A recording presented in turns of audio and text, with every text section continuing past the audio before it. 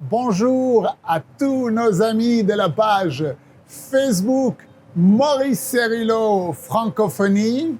Je vous parle toujours en direct depuis le marché international, ici au Centre Legacy à San Diego. C'est un endroit unique où vous pourrez venir vous promener et acheter des souvenirs du monde entier, d'Israël, d'Afrique, d'Asie et d'autres endroits encore. Alors, nous continuons notre école du ministère par vidéo et hier, nous avons vu que notre ordre de marche est clair. Dieu a dit, dis à mon peuple de se lever et de déclarer la guerre à la guerre du diable. Nous n'allons plus nous cacher, nous n'attendons pas que le diable nous attaque, mais nous allons de l'avant et nous envahissons le camp de l'ennemi. Et nous disons à Satan, retire tes mains de ma vie. Alors, dans l'enseignement d'aujourd'hui, nous allons apprendre à nous focaliser, nous concentrer sur notre véritable ennemi. Alors, ouvrez grand votre esprit et on se retrouve juste après. L'une des grandes stratégies de l'ennemi est de vous remuer et écoutez le serviteur de Dieu, que cela entre profondément en vous. Il y a probablement davantage de chrétiens qui ont changé leur position au cours des 18 derniers mois que peut-être au cours des dernières 50 années. Vous dites, frère Cerullo, de quoi nous sommes-nous détournés? Nous nous sommes détournés d'un esprit d'agressivité et avons embrassé un esprit de défense. Nous nous sommes détournés d'un esprit d'attaque et avons embrassé un esprit de défense. Et l'ennemi a été très intelligent en utilisant les circonstances de l'Église pour placer l'Église dans une position de défense. On est sur la défense avec les impôts. Nous sommes sur la défense avec les médias. Maintenant, on fait attention à ce que les médias et les journaux peuvent dire à notre sujet. Nous sommes sur la défense. Nous ne sommes pas dans une guerre naturelle. Il n'y a rien de naturel à propos du diable. Il n'y a rien de naturel concernant les choses que nous voyons. Quelles sont les manœuvres de l'ennemi? Vous voyez, la stratégie de ce diable est de discréditer Dieu. Il y a deux choses que les gens possèdent. La première, c'est leur caractère, et la deuxième, c'est leur intégrité. Et le diable veut détruire le caractère de Dieu, et il veut détruire l'intégrité de Dieu.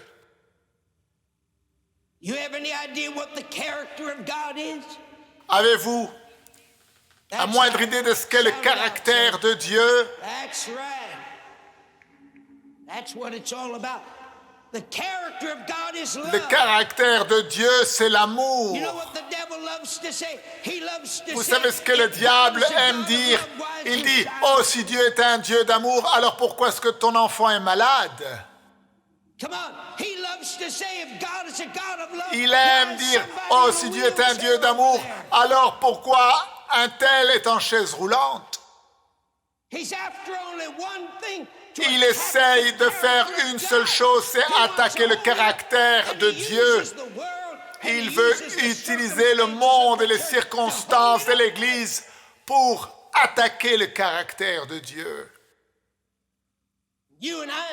Et vous et moi, nous savons qu'une parole n'est bonne qu'au niveau de ses paroles. Et si ses paroles ne sont pas bonnes, alors la personne n'est pas bonne. Qu'est-ce que vous pensez que le diable dit? Il dit, il est écrit, il est écrit, il est écrit. Combien de fois le diable n'est-il pas venu à vous pour attaquer la parole de Dieu? Et il vous dit, si cette parole était vraie, alors pourquoi est-ce que tu as perdu ton travail? Tu as donné $100 pour l'œuvre de Dieu et maintenant tu ne peux même pas payer la réparation de ta voiture. Est-ce que vous voulez que le frère Cerullo vous parle de la réalité ou est-ce que vous voulez que je flotte dans les nuages et que je parle de choses spirituelles là en l'air qui ne vous aideront pas lorsque vous quitterez cet endroit?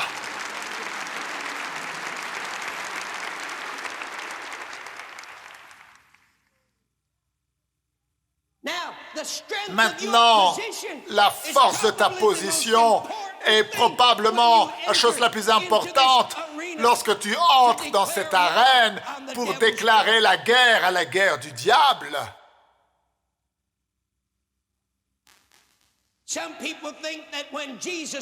Il y a des gens qui pensent que lorsque Jésus-Christ est allé dans le désert, il est allé dans le désert pour être tenté par le diable. Non, non, pas du tout. Nous allons parler de cela dans quelques instants. Jésus est allé dans le désert pour se préparer lui-même pour le ministère que Dieu l'avait appelé, où il irait et chasserait les démons et guérirait les malades et ressusciterait les morts. Il est allé dans la prière et le jeûne pour se préparer. Que pensez-vous que le diable, pour quelle raison il était là? Il l'a tenté, il l'a mis à l'épreuve. Mais j'ai une nouvelle pour toi, mon frère. Il n'y avait aucune surprise et aucune attaque surprise pour Jésus. Le diable n'a pas été dans le désert pour tenter Jésus par surprise, parce que Jésus était prêt. Il était prêt.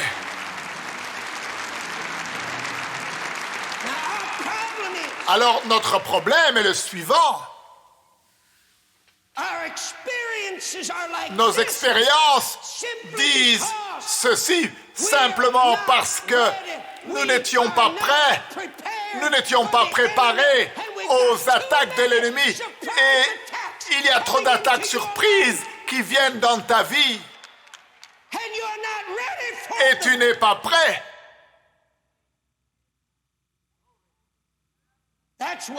Voilà pourquoi tu as ce genre d'expérience dans ta vie. Parce que l'ennemi vient, il t'attaque ici et là et là. Et au lieu que toi tu sois prêt et équipé pour faire face, tu traverses ces expériences jusqu'à ce que tu es là en bas. Et là, tu te repens et tu pleures et tu te saisis de Dieu parce que tu es déjà coincé dans la défaite. Et alors, tu commences à essayer de remonter. Et si tu n'as rien appris de cette expérience, tu retomberas à nouveau. Il y a 2000 ans de cela, l'Église de Jésus-Christ est née.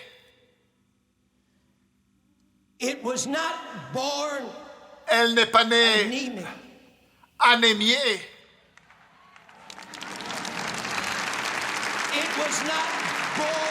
Elle n'est pas née sans force,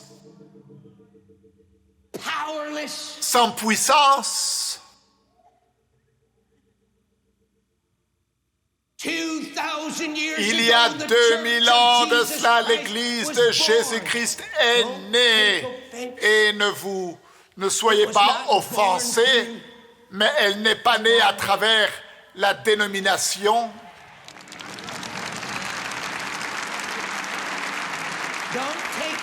Ne soyez pas offensés, je ne dis pas cela pour critiquer. Elle n'est pas née à travers une organisation. 2000 Il y a 2000 ans de cela, l'Église de Jésus-Christ est née à travers une caractéristique unique. Et cette caractéristique unique lui a donné la capacité divine.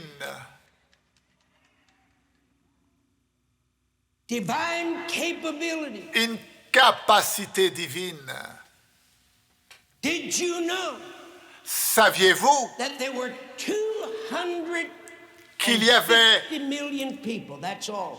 250 millions de personnes en vie sur la face de la terre lorsque Jésus est venu il y a 2000 ans de cela, 250 millions de personnes. Mais saviez-vous qu'au cours des 2 premiers siècles après la mort de Jésus-Christ, saviez-vous que le monde entier a été christianisé? Vous me dites, frère Cerullo, alors le christianisme devait être une religion populaire pour se répandre à telle vitesse et gagner le monde entier. Ça devait être une religion populaire. Oh non, c'était le contraire en fait. Le christianisme n'avait rien de populaire. En fait, chaque apôtre, sauf un, sont morts d'une mort de martyr. Les chrétiens étaient brûlés vifs, ébouillantés dans l'huile, donnés en pâture aux lions, crucifiés sur les croix, mis à mort par dizaines de milliers. Mais il n'a pas fallu longtemps avant que cet ingrédient unique qui a donné naissance à l'Église primitive prenne le dessus sur l'Empire romain et a fait que les dirigeants et les empereurs ploient le genou devant la croix de Jésus.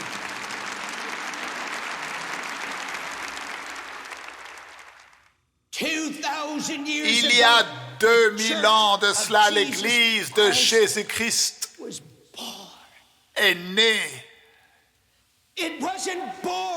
Elle n'est pas née avec la connaissance intellectuelle. Elle n'est pas née à travers les doctrines. Avez-vous la moindre idée combien de gens l'Église de Jésus-Christ a envoyé en enfer en s'occupant des choses futiles? Et cela me rappelle cette petite femme qui a rencontré Jésus au puits. Et Jésus lui a dit, « Donne-moi à boire. » Et elle a dit, « Comment? Mais comment? Toi qui es presbytérien, tu oses me demander, à moi qui suis pentecôtiste, un verre d'eau. Ne sais-tu pas que les pentecôtistes et les presbytériens n'ont rien à voir l'un avec les autres? »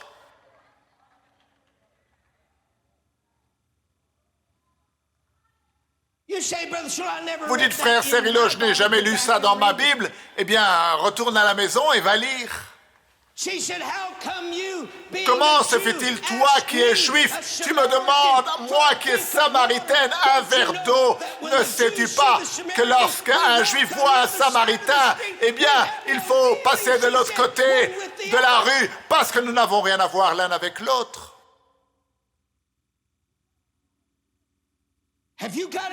Avez-vous la moindre idée combien de gens nous avons envoyés en enfer parce que un prédicateur a prêché ce message en disant qu'il n'y aurait pas d'enlèvement, ou il faut que tu agisses de telle façon? Non, le baptême c'est quelques gouttes. Non, ne dis pas ces paroles, mais dis plutôt ces paroles-là. Et nous sommes attachés, liés. Il y a davantage de gens aujourd'hui avec toutes sortes de doctrines au cours de ces dernières années du christianisme, et c'est ce qui avait été prophétisé, qui se produirait dans les derniers jours. Mais je suis là pour te dire que Dieu suscite une armée qui ont leur esprit qui est focalisé maintenant sur ce qui est essentiel et important. Et ils vont se débarrasser de tout ce qui n'est pas essentiel à la doctrine principale. Il est temps que nous commencions à nous concentrer sur notre véritable ennemi. Vous savez ce que Jésus a dit? Si seulement tu savais qui te parle.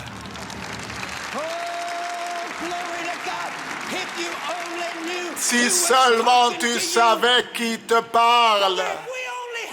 Mon frère, si seulement nous pouvions voir Dieu, et Dieu prie ces choses pour nous aujourd'hui. Il m'a dit, Fils, je veux que mon peuple ait ma vision et se débarrasse de leur propre petite vision.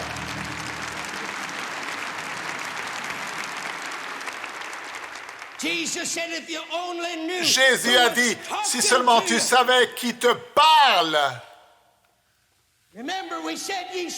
Rappelez-vous, nous avons dit, vous connaîtrez la vérité et la vérité vous rendra libre. Nous ne parlons pas de connaître des mots.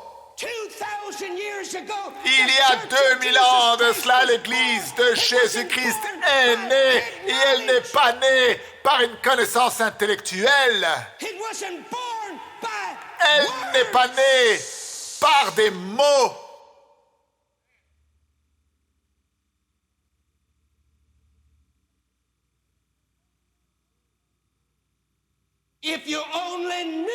Si tu savais seulement qui te parlait, tu connaîtras la vérité. Pas des mots, mais Jésus. Si seulement tu savais qui je suis, parce que je dis, mais qui je suis, qui je suis. Si tu avais la moindre idée de qui se tient ici et qui te regarde, n'est-ce pas étrange? Il y a 2000 ans de cela, ils n'avaient aucune des technologies que nous avons aujourd'hui. N'est-ce pas étrange? Ils n'avaient pas de télévision, ils n'avaient pas de radio, ils n'avaient pas de voiture, ils n'avaient pas d'avion, mais ils ont atteint le monde. Écoutez, écoutez, Jésus a dit à la femme, si seulement tu savais. Aurait-il pu, et nous allons marcher et entrer dans un domaine Et nous sommes déjà dedans. Of confrontation. Où il va y avoir une confrontation With the enemy. Avec l'ennemi.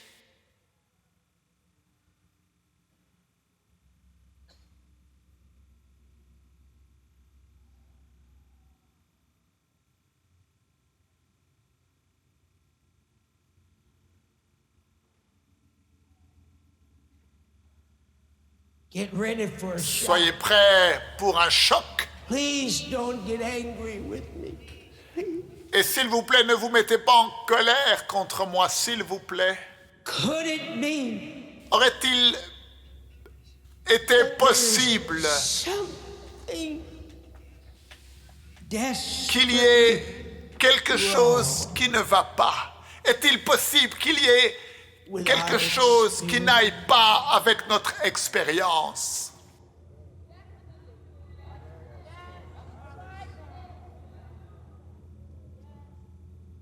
Could it be? Est-ce possible?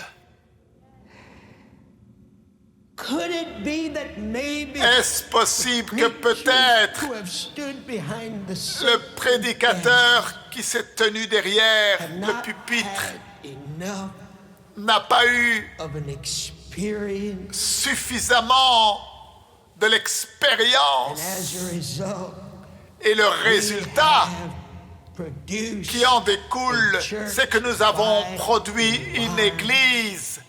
I'm not talking about everybody, but by Et je ne parle pas de tout le monde, mais je parle d'une majorité de personnes qui ont besoin d'une nouvelle expérience.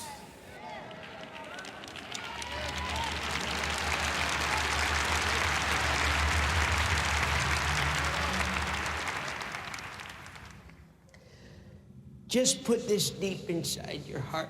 Et mettez ceci profondément à l'intérieur de votre cœur. Put it deep inside your spirit.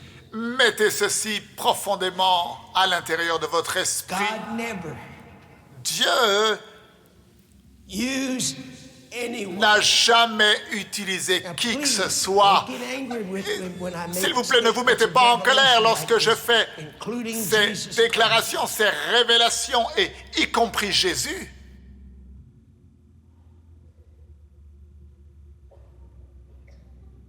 including Jesus Christ. Y compris We'll go into Jésus-Christ. that in Et depth. nous allons en parler en profondeur. God never used Dieu n'a anybody jamais utilisé qui que ce without soit first sans premièrement leur donner experience. une expérience.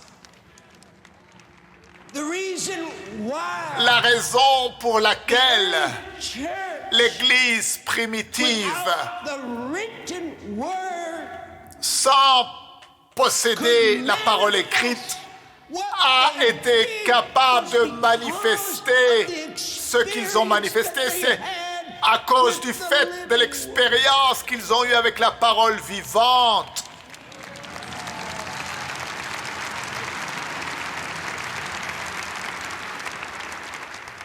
He said, if you only knew. Il a dit, si seulement tu savais, si seulement tu connaissais, If you si seulement tu savais qui te parle et connaissais celui qui te parle, you'll know vous the truth. connaisserez la vérité, pas des mots. I am the way. Je suis le chemin, la vérité et la vérité et la vie. Tu connaîtras le je suis. God never used Moses. Dieu n'a jamais utilisé Moïse sans premièrement lui donner une expérience. He appeared to him. Il lui est apparu. God never used Dieu n'a jamais utilisé Abraham, Elijah, Élie, Daniel. Daniel. Could stand here and talk to Et you je pourrais me tenir about ici et these vous one parler by one, by de the ces hour, personnages pendant des heures, showing you how vous God montrant came comment to them and Dieu first est venu à eux et leur a donné en premier une expérience. Avant que Dieu n'envoie Jésus pour avoir une confrontation avec le diable, il lui a premièrement, lui le Fils de Dieu, il lui a donné une expérience.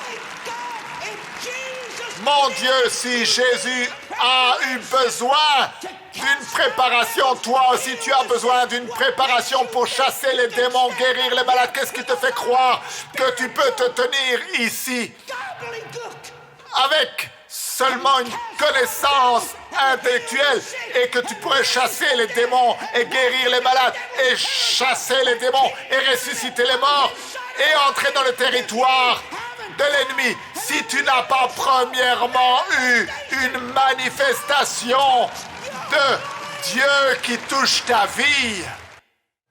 Nous devons passer de la défensive à l'offensive. Nous n'allons pas permettre au diable de discréditer Dieu et de discréditer son caractère. Et le caractère de Dieu, c'est l'amour. Le diable est un menteur. Nous devons nous focaliser, nous concentrer sur notre véritable ennemi. Et pour cela, Dieu veut nous donner, premièrement, une expérience. Nous avons besoin d'un temps de préparation et c'est exactement ce que ces enseignements vous apportent.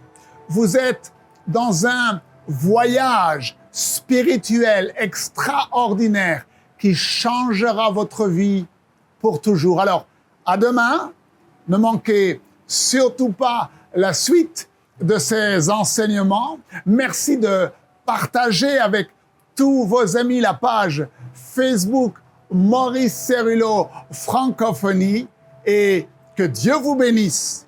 N'oubliez pas, la francophonie appartient à Jésus. À très bientôt pour un prochain enseignement avec le Dr Cerullo. La francophonie appartient à Jésus. Pour toute information, rendez-vous sur www.mcwe.fr.